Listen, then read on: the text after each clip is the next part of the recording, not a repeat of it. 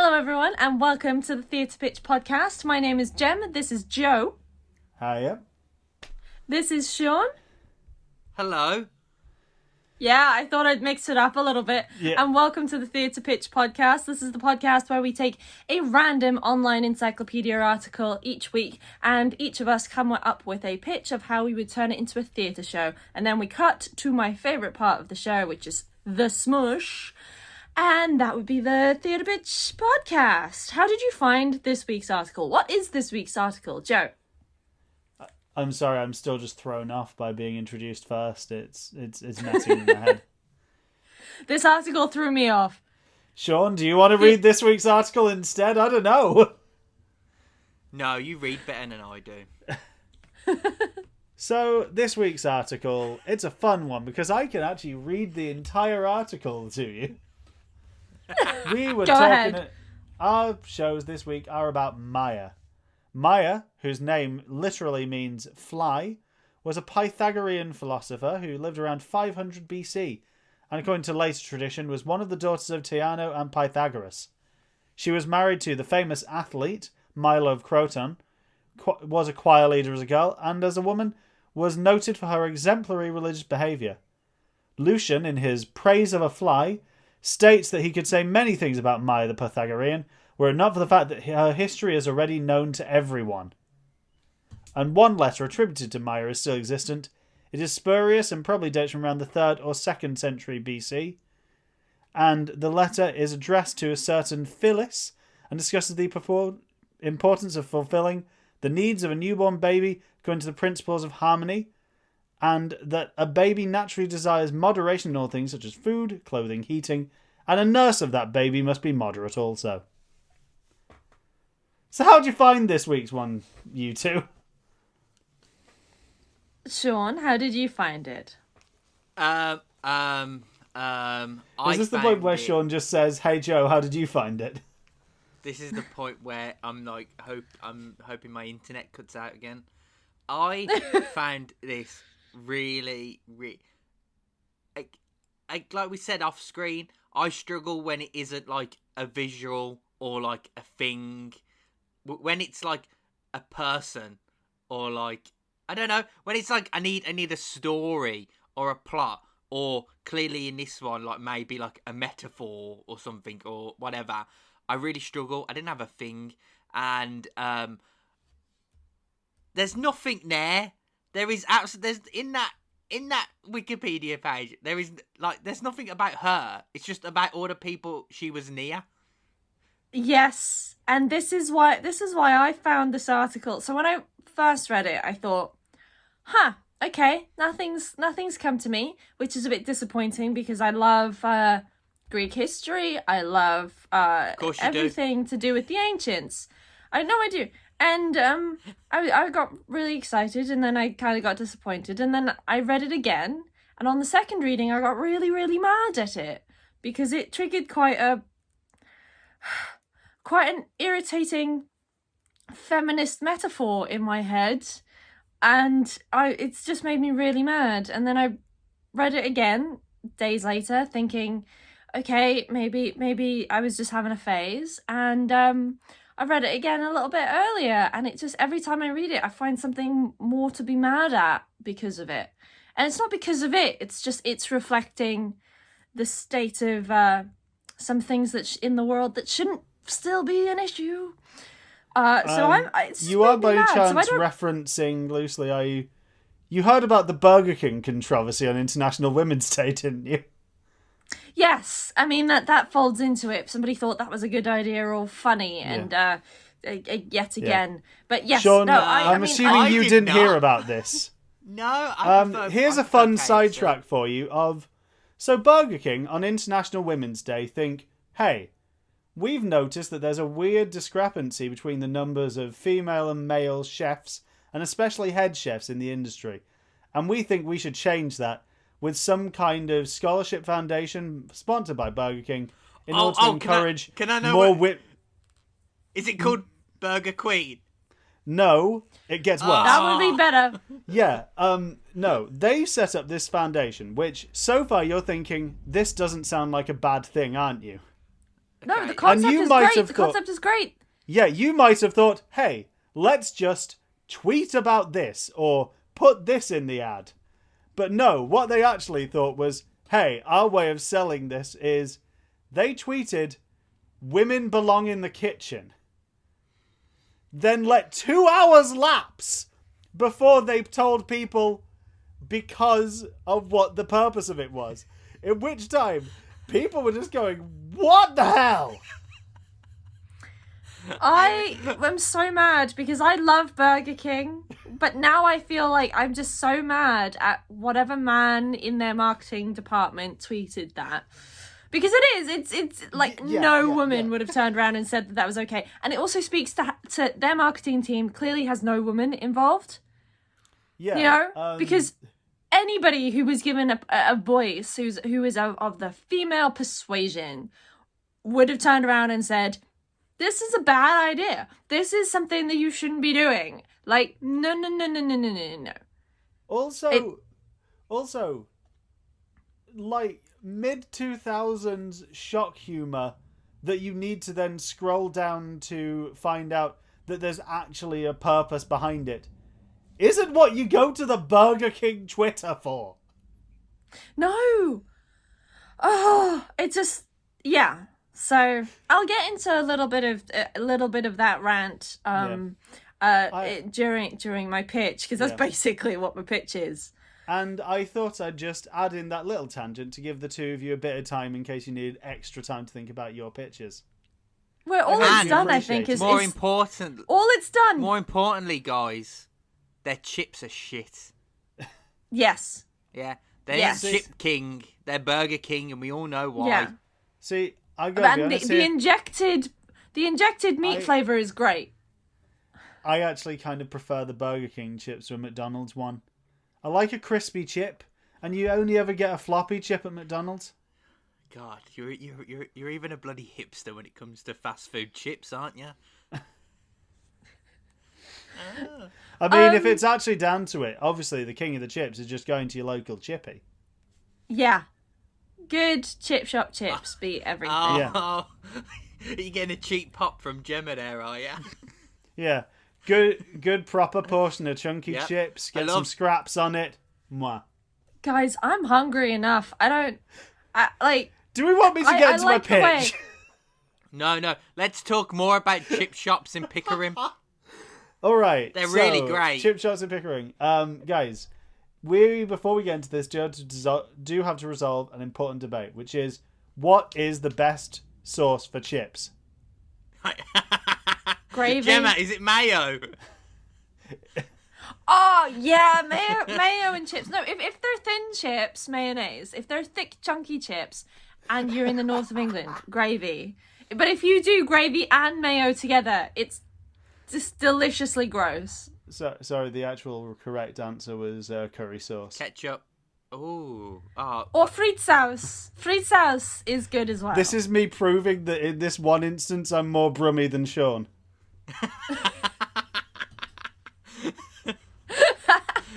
So, guys, this is about I've got one. Am I correct? I've got one.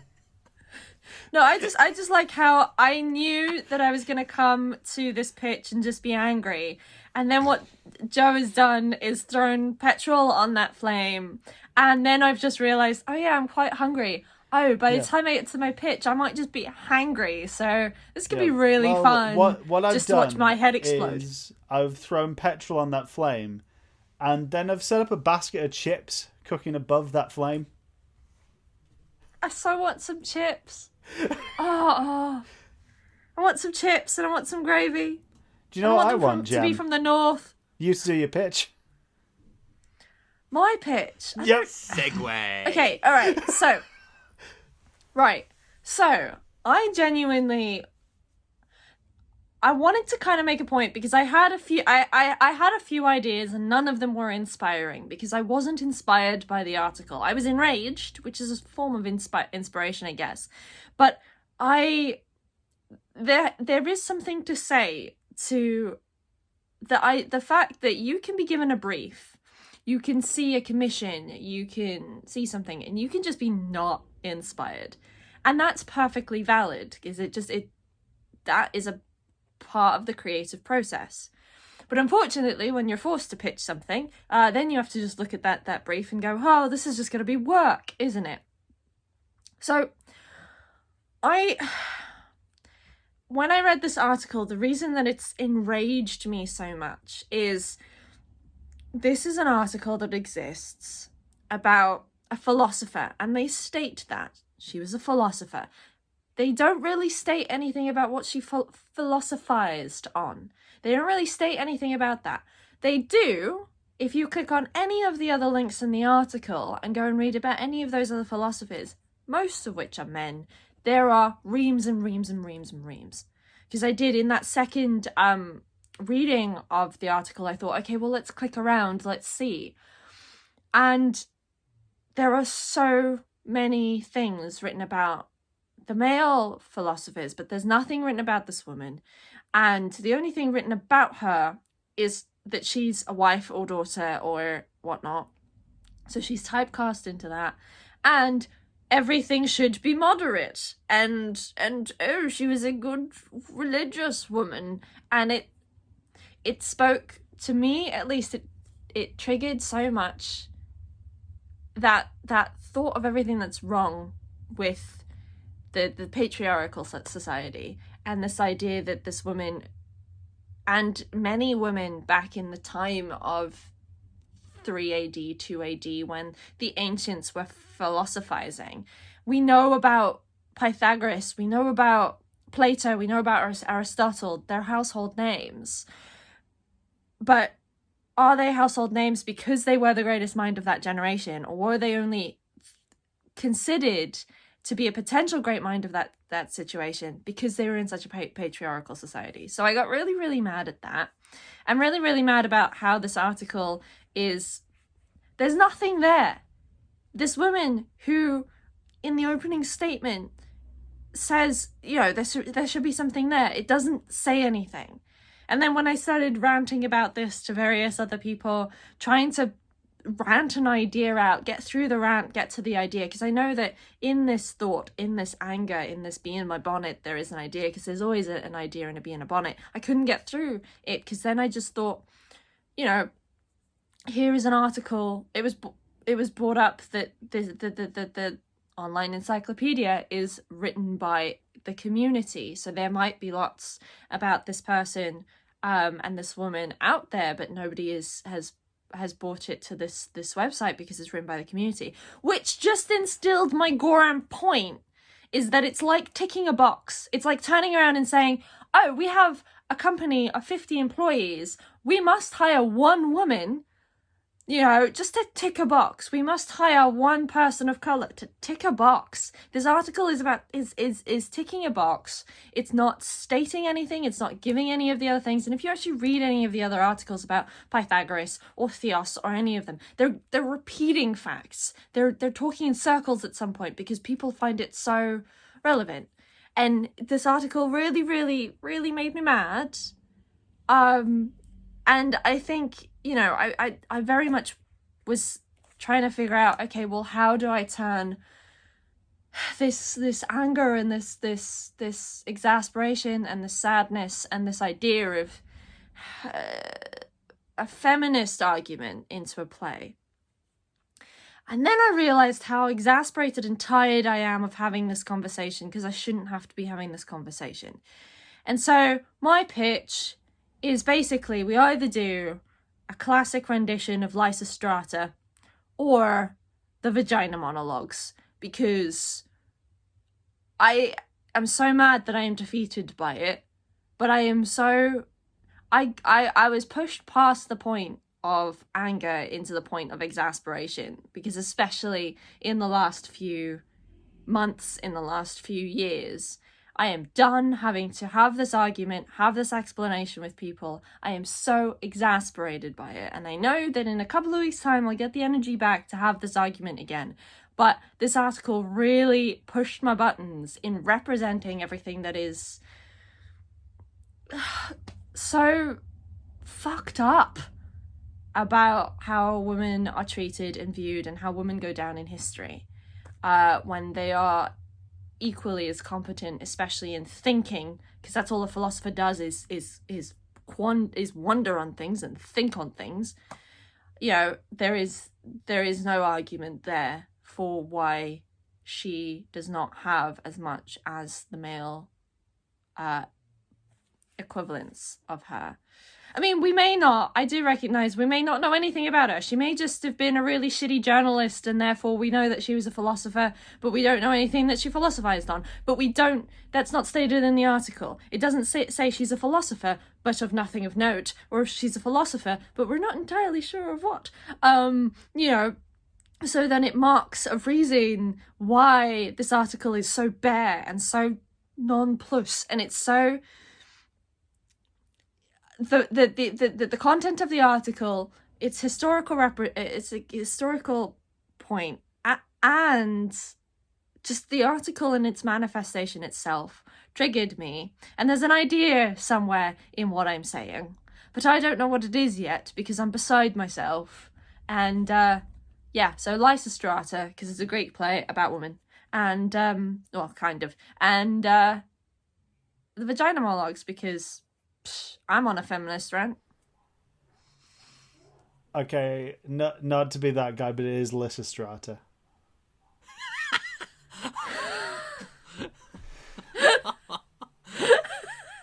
I'm sorry. I know I followed that up with immediately going into being that guy, but yeah. It had to be just for you, Joe. Every single time, Joe, that I get somebody commenting a not all men argument on something that I post or say, I am just going to I'm going to post back hashtag Lysistrata, not Lysistrata. But the thing is, that won't work as a hashtag. Everybody, I was taught it as Lysistrata, so don't blame me. Blame my education, or that one teacher who. Or maybe my memory. I don't. Hey, it's everybody. a why. If you're watching this and it turns out I'm wrong and it is Lysistrata, please tell me in the comments. I won't read them, but please say. But yeah, I'm glad that's what you took from the rant, Joe. I immediately had to pivot because, to be honest, I wanted to make a joke about kind of saying, so essentially you spent 10 minutes to tell us you don't have an idea. But yeah. Fair play. You explained yourself. You allocate me 10 minutes. I will be damned if I turn around and manifest that article in my own pitch by just having nothing to say. I am going to use the platform that I've got, and I will say and preach the things. Is that frickin' stop it, change it, do the positive stuff. I like that you have the same energy as the time when LA County Police Department hosted a live Q&A on Zoom, and one person just tore them apart and then finished their statement by saying, suck my dick and choke on it, I yield my time, fuck you. Time. Yeah, that was good, that was. Gemma. Yeah, pretty much. Yeah. Well, I don't know what to say without being... I like to keep it lighthearted. And I just don't want to I don't want to say anything now, because I feel like anything I'll say will either come across as patronising or as making fun of. Yep. But you know what, Jem? Everything you said there is spot on. And the one thing that stayed in my mind was when you were like, oh, I hate it when, like, there's one woman in the office and she's a tick box. And all I could think of then was like, isn't Gemma in an office where she's the only woman? Yes. And hey, Jem, why don't you tell us about where you work? Hey, Gemma, and do you know what? I'm gonna make you feel better about yourself, right? Things get better. I'm in an office where I'm the only man, and do you know what? It's not bad. It's not bad. So Sean immediately said that, so now I've just got things can only get better stuck in my head. Thanks, Brian Cox. Yeah. I mean, I hope things can only get better, and it is my hope that, especially over the last few weeks of kind of being a little bit heartbroken by people that I genuinely care about spouting not all men rhetoric, without saying the words not all men, without realizing that that's what they're doing. They're spouting not all men rhetoric and kind of being heartbroken. about that, and then having to try and have the patience to educate those that I love, that'll decide, screw you. But if I did that to everybody that I loved and who crossed me in that way, I'd have nobody. But yeah, no, it's heartbreaking, and I hope that it's just the phase of wringing your hands before everything starts to properly change, because it's relatively easy to change. It requires certain people from both sides of the gender spectrum, from all sides of the gender spectrum, to just. I was about to say, Jem, it's not whoa, personal. are you suggesting this is some kind of binary? No, it just needs people to shush and do the good thing that people are asking you to do. And I'm kind of, yeah, so if anybody's got an idea of how you turn this Wikipedia page into a wonderful, smart feminist argument, that's great. But I'm still in that point of the dealing process where I'm just a ball of ginger rage. Do you remember when this podcast was about boats on roller skates? I mean, what says Howl of Feminist Rage like Starlight Express? Gemma, so your show, so let's just say it's the sort of like the structure and presentation of vagina monologues. So it's like a one-woman show. And I'm just imagining this show is just Jem walking up to every man in the audience and screaming in their face for a good 3 minutes each. No, I did that performance in my third year of university. No, in fact, I whispered in some of their ears. We don't want to see that again. No one wants to see that. Never, Gemma, as much as we like to talk about university, never bring that show up. Never, ever. Because no, you know exactly I know exactly what show of. you're talking about, and I actually was talking about a different show. Can we just can we bookmark this, because I want to hear about both of these things when we're done recording. There's a weird. Yes. Gemma did a weird show, right? But then, to be fair to Gemma, lines were crossed, and luckily none of the scenes where the lines weren't just crossed, the lines were gone. No, Gemma weren't in any of them scenes. I remember like what Gemma sent me the video to watch, because I was like, oh, I never got around to watching it, like, because there's something there. There's something there that can be salvaged, I think, anyway.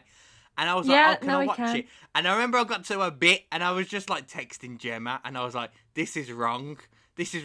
And then I was like, with these people, this is just wrong. This should never have happened.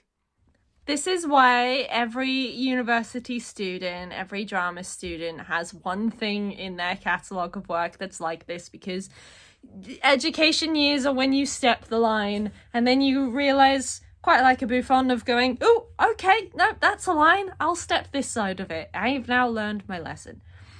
Yeah, no, I think if I was to turn this into a... Can I save it? I kind of feel like I can save it. But you go ahead. No, because I was just you mentioned the vagina. No. I was Sean, halfway through please. it, and then step in and save Jem's show for her as a man. Gemma said, no, don't start this. Gemma said, like, oh, if anyone knows there's an idea there, like, say it. Gemma said, hey, this is on recording. Gemma said, if there's an idea, then say it to the audience. I'm part of that audience. Don't you dare. Don't start. I am going to back Sean on this, because as much as I'm a raging feminist, I'm still an actual feminist, not just a man hater. So, but I love men. That's why I speak to you guys all the time.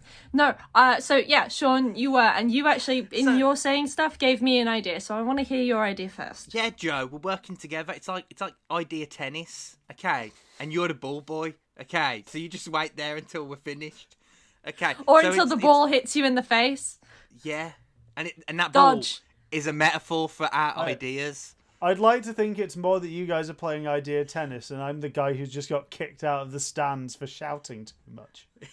Yeah, that would be you. So it's vagina monologues. It's all but correct me if I'm wrong. Vagina monologues. It's very like chapter 1, chapter 2, chapter 3. Yeah. It's very much structured like that. So why don't you have it? It's this woman, and it's each chapter is her relationship with these people, with all these things on here, and she's actually giving the context of everyone. So she's married to Milo, and it's like, yeah, but I'll tell you what that marriage was like. He was off wrestling all the time, and I was dealing with the kids. I had a life of my own, but I didn't because he wanted to go tumble with some men. And it's all of the bits where she's just giving you the context of these. She was a choir leader. It's a chapter about that. She's giving you the context of each one. I can one up that. I can slam that back at you. Hang on. Go on.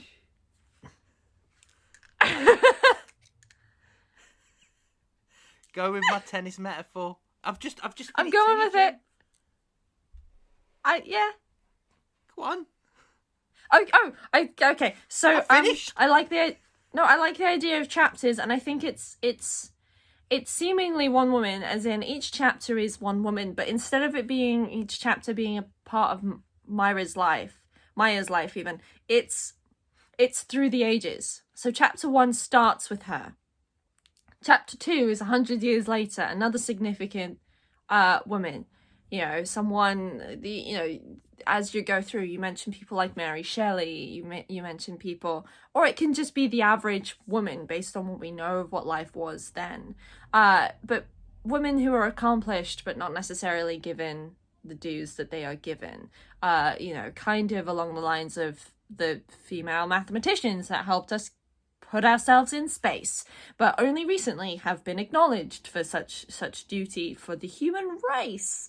But yeah, so each chapter is that kind of monologue form but it's through the ages. So it's every 100 years or however much of a jump in time it takes for there to be a significant time change. Because that's one of the things that really got to me, was that I was looking at this and I was like, these fundamental systematic issues still exist today.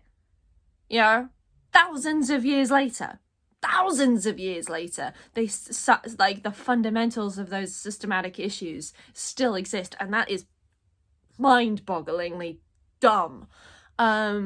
So that idea that we can reiterate that of like, okay, there is actually consistency in experience that joins all women together in a positive way, but also in a negative way means they're all joined together, rather than stepping out and being able to own it without being persecuted or burned at the stake. Yeah, and because I like, the one thing I liked about studying and doing a lot of ancient Greek theatre is the idea of the amphitheatre and a lot of the older customs around theatre. So if we do it in the style of the Greek plays and the Greek classics, but with the format and structure of the vagina monologues, but then visiting women through the ages and telling their story. I think you've added too much, but yeah, I think Greek. I don't think you need the Greek amphitheatre if you're only using a Greek person once. I'll be honest. I just spoiler like alerts it. for my pitch, but we may as well keep in the amphitheatre for the smush because I'm mentioning amphitheatres in mine as well. Yay! You guys do what you want. I've checked how long this has already gone on for, and we've been talking. Well, Gemma's been talking a lot, and we've been like politely being quiet. See, Sean, you saved my pitch, but I saved the show. That's what I'm here for. Theatre mind. That's. And I've got the mouth to keep the show going. Yeah, that is literally our plan when we go to Edinburgh. Yeah. Gemma, This is it. Go and tell people. Yeah. So I've seen her do it, just to get us Joe. back on It's track, amazing. guys. Big question: chunky chips, skinny fries, or curly fries? Oh, chunky chips, I think. Yeah, chips, proper chips. See, it depends on Yeah. the sauce, but if it's just like Oh going my for, God. classic with a bit of salt, bit of ketchup, I'm going curly fries. I think curly fries comes in last. How much are they? And what's the portion? That I will just have any chips, but if it's a shit portion for like £2, then I will be very disappointed with them. Yeah. And then you have to pay But- extra for the sauce. You've been in places. That's weird.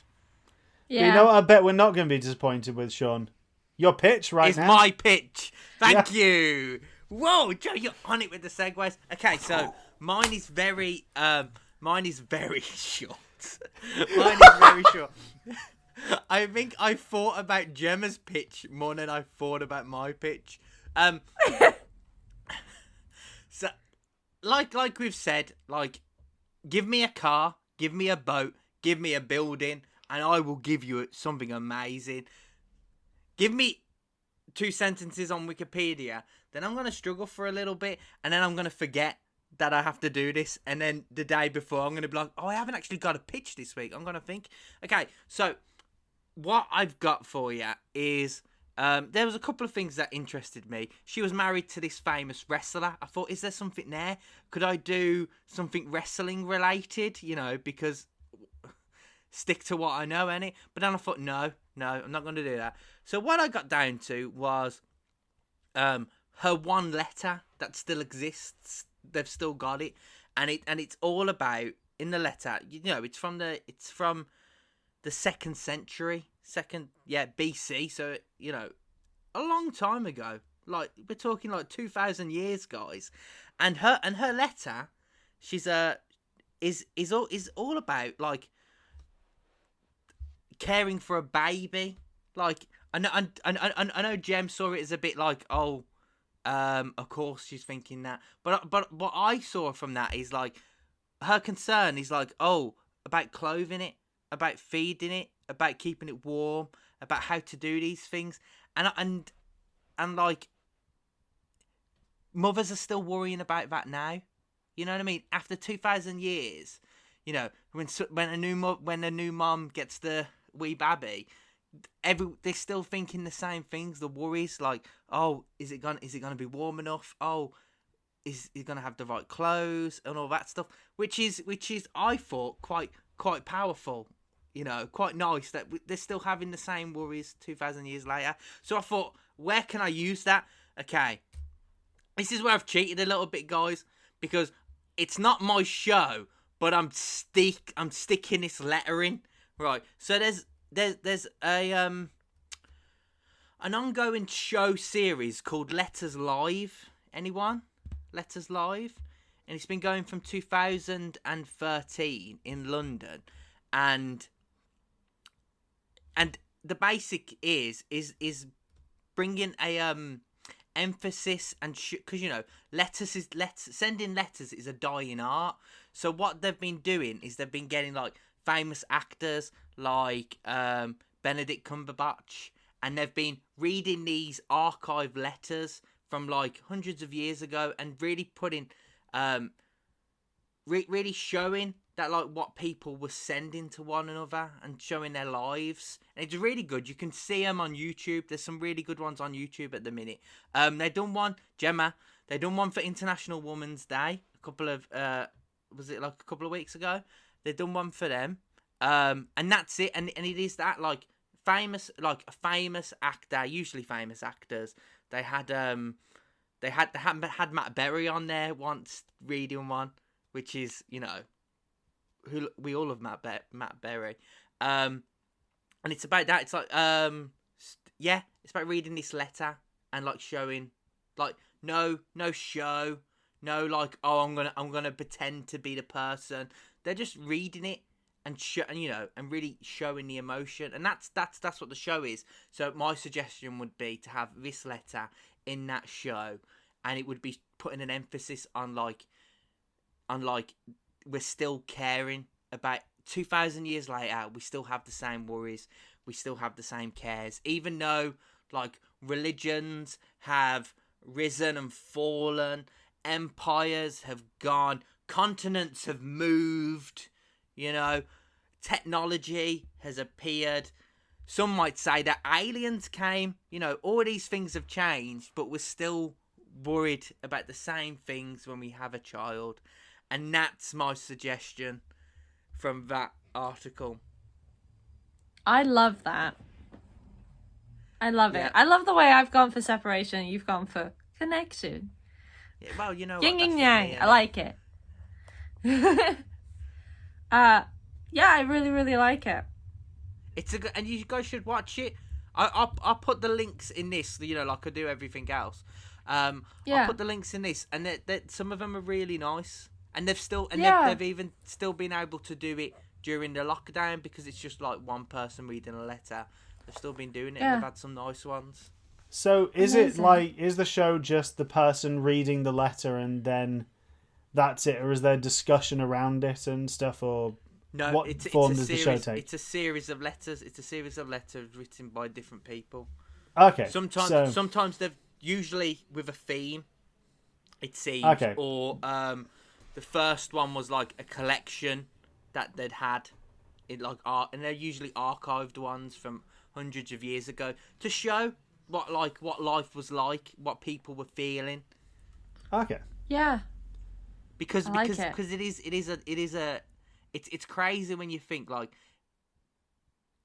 people don't send letters anymore, because why would you? You send emails or you send text messages, and like the whole point of a letter was like, this is what's happened to me, this is how I'm feeling, I'm going to send you this off, and then hopefully within like maybe next month you'll send me something back and I'll read it, and then I will send you like a real condensed bit of like, this is a snapshot of my life and I'm telling you. And that's what, you've lost that now, because I can just send Jem a WhatsApp like, hey Jem, how are you? And you'll be like, oh, something, and then I'll be like, great advice, sending back to Gemma, and it'd be like in a couple of sentences, where 200 years ago it would be like a whole letter, and I'll be like, send that to York, and then Jem would get it, open it, and she'd be like, blah, blah, blah, blah, blah, blah, blah. Send that to Birmingham via the canal. And then somewhere along the way the letter would be intercepted. They'd discover that Jem had opinions and they'd burn her. Yeah. And that's after I've spent years successfully hiding the fact that I was ginger. Yeah. I like it. Yeah. So my idea is someone's other idea. I like it. So is mine. Joe, have you got a piece of new writing for us? I do want to preface this by saying I really tried to get through this week by thinking to myself, I'm finally going to do something that's an idea that's not just me doing a theatre version of a film. Then literally just now I was thinking through my idea and realised it's a film. But we'll get to that. Brilliant. So I took a completely kind of non-linear approach to this by thinking about the multiple elements of this, and the first one being that it establishes she is a Pythagorean philosopher. Now, for anyone who doesn't know about Pythagorean theorem, within this, one inherent element of it is the belief in the importance of geometry, especially within maths itself, but within the philosophy and within the abstract sense, life in its own self. And also about this notion of naturally occurring geometric shapes. So when you see something that is naturally occurring, like the rim of a volcano is somehow a circle, and this just happens to exist. And I was thinking about how circles reoccur in things. So obviously, like, you've got the theatre of the round. You've got her husband, Mile of Croton, was a wrestler. Wrestling can often be performed in a circular ring, especially within sumo wrestling. And how you've also got cyclical narratives. And I wanted to use this to represent something of a kind of abstract struggle between the notions of this relationship between a wrestler, between a man of brute strength, and a Pythagorean philosopher, a woman of numbers, of thought, and essentially bring this down to the primal elements of the battle between the physical and the cerebral. And so I've been looking around for this, and I've found there is an old kind of like grown over amphitheatre in, I think it was in Cornwall, called Gwenap Pit. And I think it would be great there, because basically what this place is, I'm assuming around about now Sean might be putting a picture of it on screen for anyone watching this. Oh my god. I'm just going to keep throwing these out for Sean now. Ever since he gave me the blue toe insert, I'm going mad with power.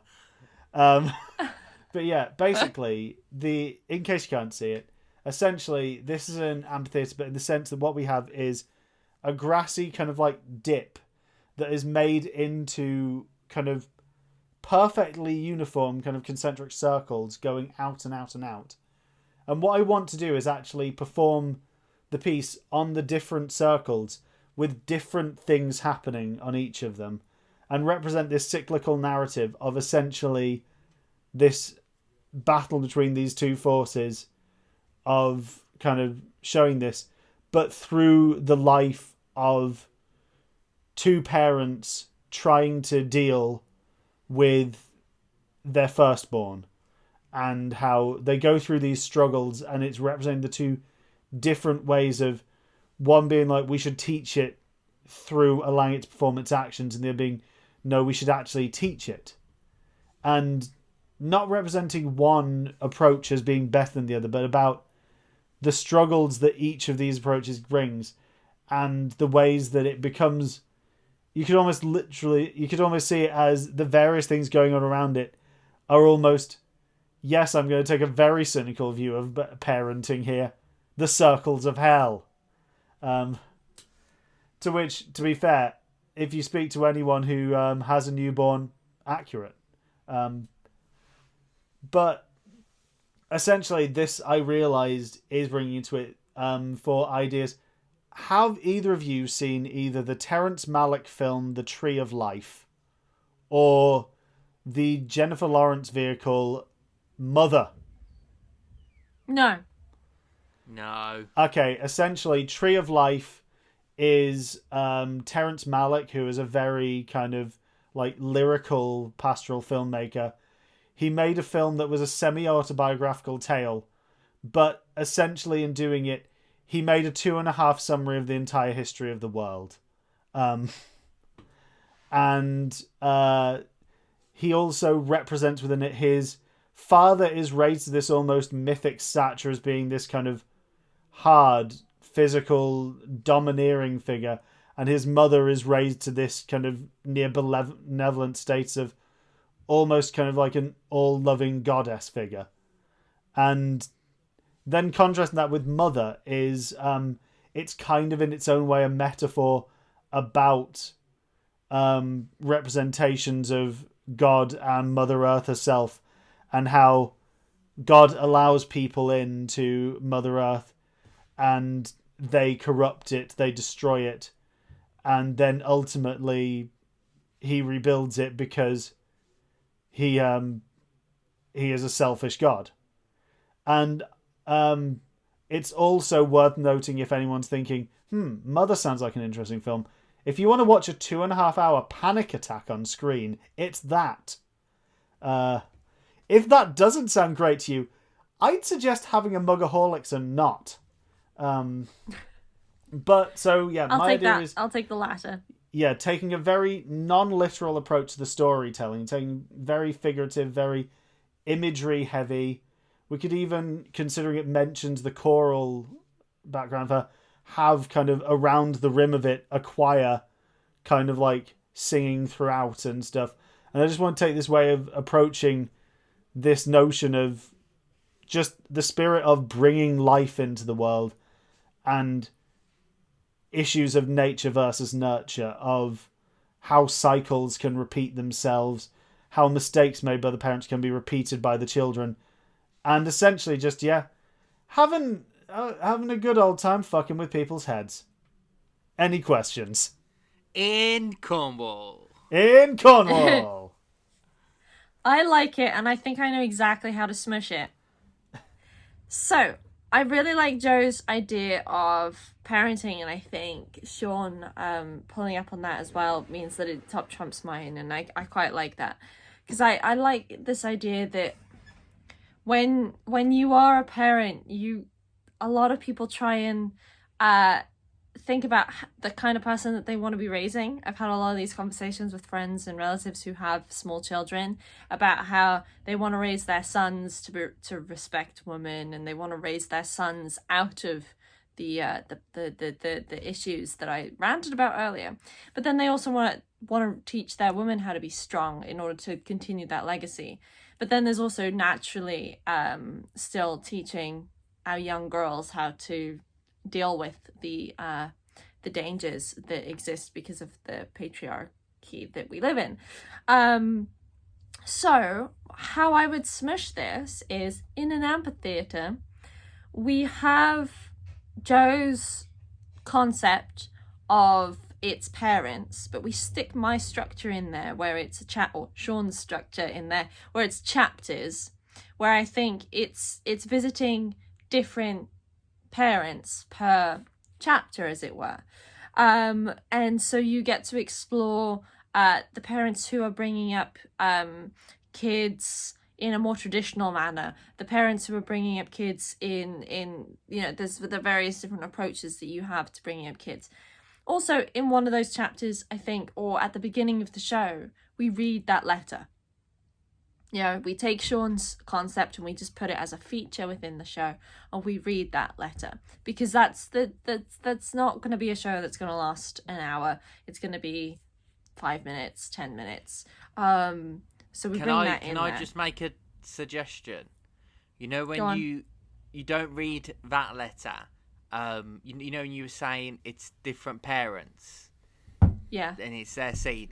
It's instead of you reading one letter, it's the parents reading a letter that they've written to their child in the future. I like it. Yes. About being their parent. Yeah. I was going to say, can I make a suggestion as well for this? And Go on. This is, as always, one of Joe's pretty wild suggestions. What if instead of doing this in chapters, we had it all happening at once? Basically, kind of have loads of different scenes happening, kind of showing about how, in terms of, like, as we're talking about these cyclical narratives, how parenting kind of changes but then doesn't in some ways. But also, it kind of shows about how, like, for the audience, there's so much to be going on. There's so much visual stimulation that it's like, it's so incredibly overwhelming. At times, it's almost too much to handle.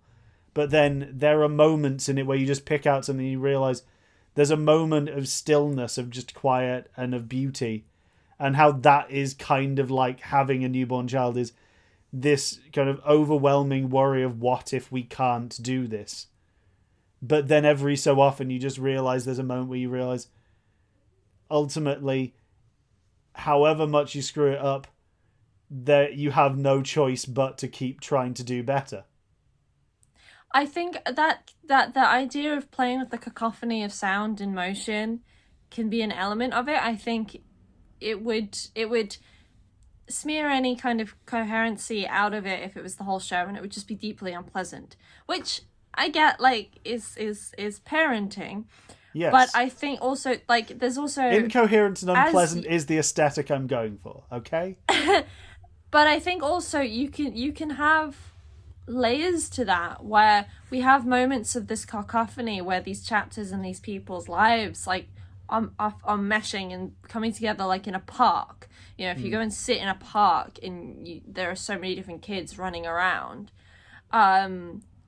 so we can have moments of that. But then also a big part of approaching anything when you're trying to sort of find the way is, whether it's parenting, whether it's how to do a thing, how to be happy, or whatever it is. There are so many parenting books, there are so many different approaches that when you start to try and ask people for help and advice and you try and find that approach, if you are stuck in that being in that research phase, as it were, you get really overwhelmed with there are so many different theories, so many different thoughts that can be really overwhelming as well.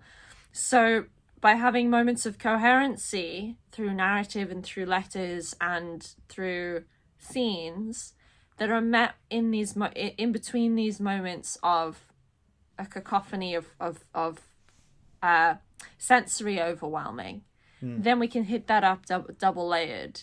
So then at the end, when we turn around and literally deliver that message of it doesn't matter, just do.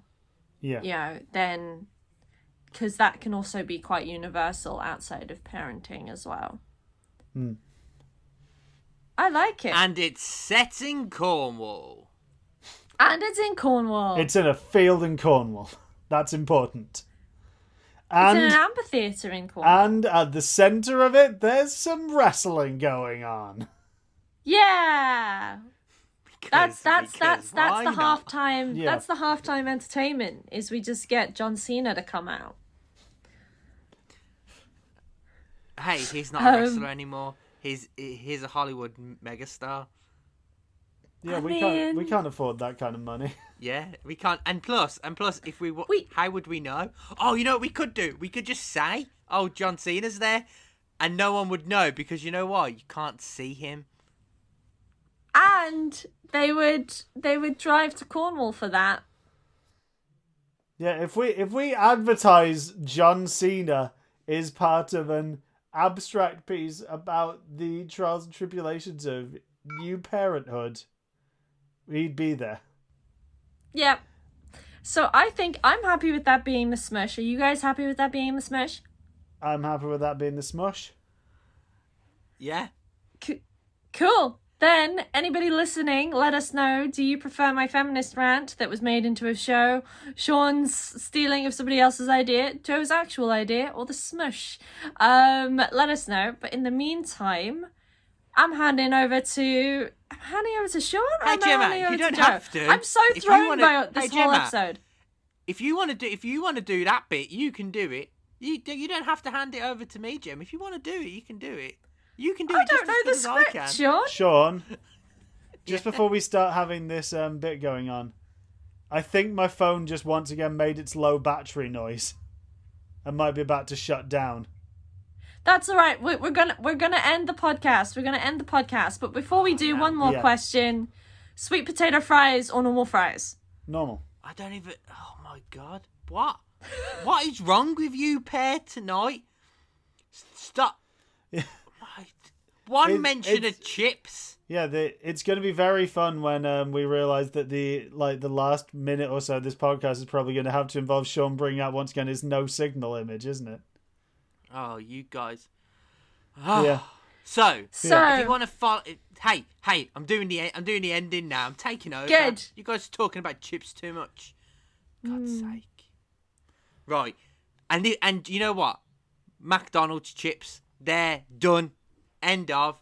Right, so if you want to follow us on Instagram, Twitter, Facebook, YouTube, and the other ones that we might be on, just Google OFITD Art or use the Linktree link in the description of whatever you're listening or watching this on. Gemma, I'm sure, will point to where it is. Hopefully, it could be underneath you, Gemma. It could be to the right. You don't know what it is.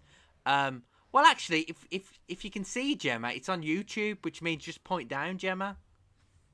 In the dibbly-doo. Cool.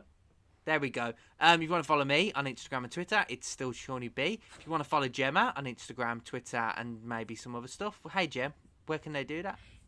It's OFITD_Gem. Cool. Give it a follow. And if you want to follow Joe on stuff, you can do so at not Joe Ronchka. That's NOTJOERACZKA. And also find me on all my other things. Boat Club, Little Boots, Cannon Fodder with Joe and Joe, and here. And here, catch me here. Yeah. If you haven't already. Yeah. What's next week's episode, Joe? Well, luckily I've been trolling the online encyclopedia and having hit the random article button. We've got, Sean, you'll be glad to know, you've got a thing next week. Oh, God. we're going back to actually one of your favourite things, Sean. It's boats! Yes. We've got Soviet helicopter carrier Leningrad. The Leningrad was one of the second of two Moskva-class helicopter carriers in service with the Soviet Navy. Laid down at Nikoyev South Shipyard number 444, it was commissioned in late 1968. Preceded by the Moskva, there were no further vessels built, reportedly due to the poor handling of the ship in rough seas. She was conventionally powered. So it's Brilliant. a boat with a big flat space to perform on. Yeah. And a helicopter.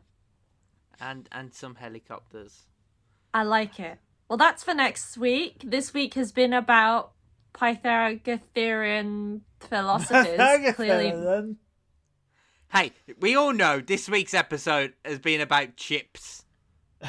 And chips. Oh, I should have just Thank you pitched so a much. version of Go Good enjoy Magnet some to good chips. Go enjoy some good chips. Thank you so much for listening and tuning in. We will be here next week. Bye.